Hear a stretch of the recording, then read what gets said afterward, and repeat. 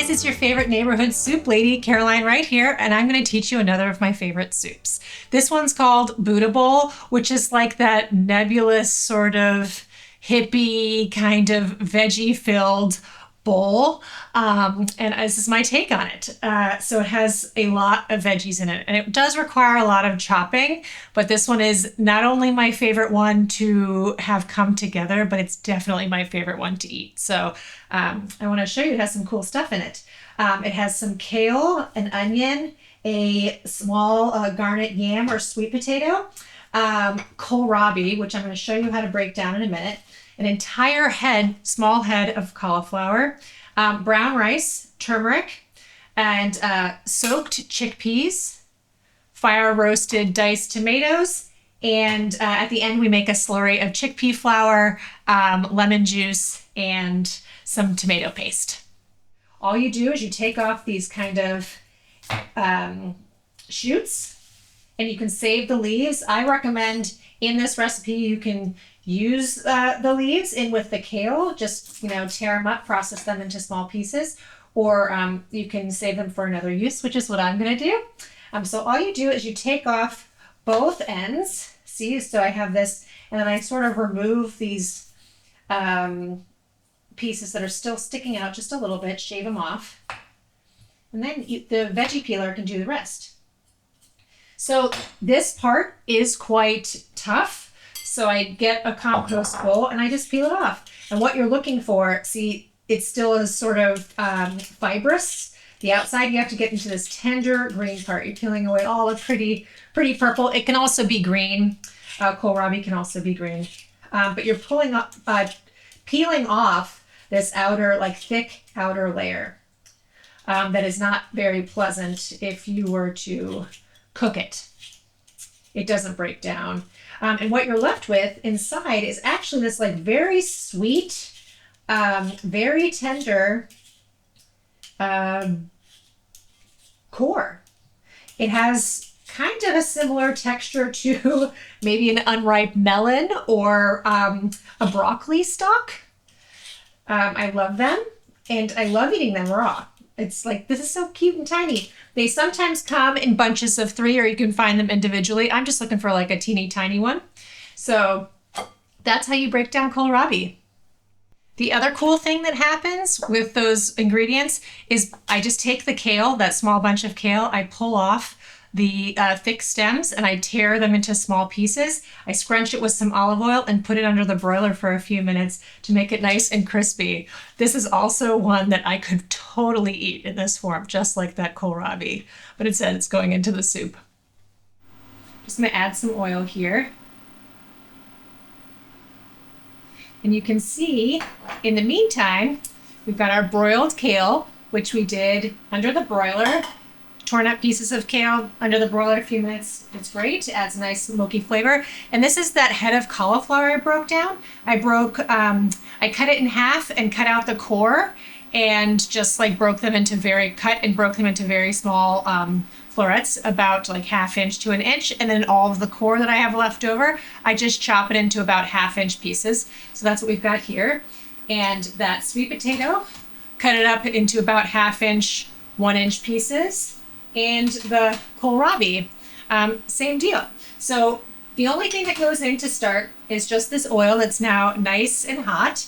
And I'm going to add my onion, season it with some salt. We're going to let that cook, stirring occasionally until it's nice and tender. All right, great. So we're ready for this next step. Our onion is nice and like golden and tender. I'm going to add the turmeric, my rice, and the chickpeas.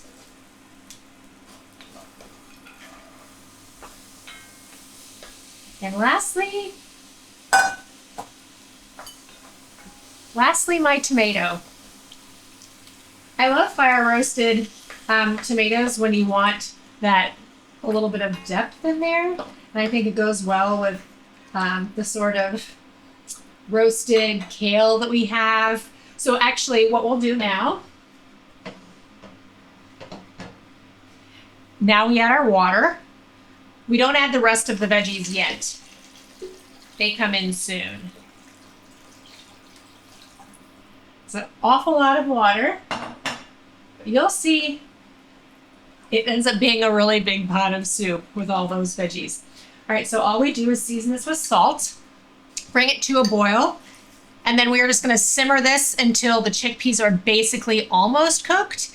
And then you add the rest of the ingredients. We've got our broiled kale, our cauliflower florets, our half-inch, 1-inch pieces of our yam, and that kohlrabi I showed you. It's not a big addition, but it's a really powerful one. I love this ingredient. Okay, so we're just gonna bring this to a boil and have it come to a simmer and then add the rest of our ingredients. All right, so what's happened here, the chickpeas were tender, so I added the rest of the ingredients and I simmered them for just a few minutes because they're very, very quick cooking. And the last step is a fun one. I've made this slurry that I told you about with that tomato paste, the chickpea flour, some cider vinegar, and some salt and water. And now I'm just going to stir this all in, and then it will thicken the broth, which makes a kind of, I mean, it would be delicious like this too, but it just kind of binds it all together and turns it into what I would think of as like a bowl, you know? So fun.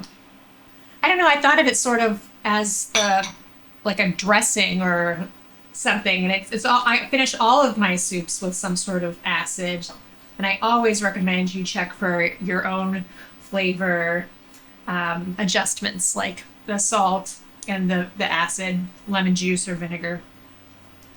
I'm just going to add a little bit more salt, a little more pepper, and a little bit more vinegar. But really, as I say, that part's really up to you. Just a touch. So this is my Buddha bowl soup recipe. I love it so much. Like I said, it's a little bit of chopping work to do, but it is just such a delicious soup. I'm really proud of it, and I hope you'll enjoy it as much as I do.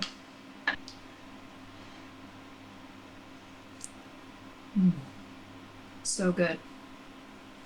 That kale gets me every time. And the kohlrabi pieces, they're just such a fun little addition. And I also like to stick up for the underused vegetables that are delicious. And now you know how to break one down.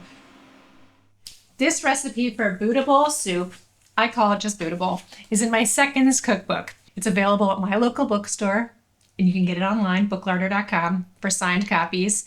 I would love for you to follow me here on YouTube.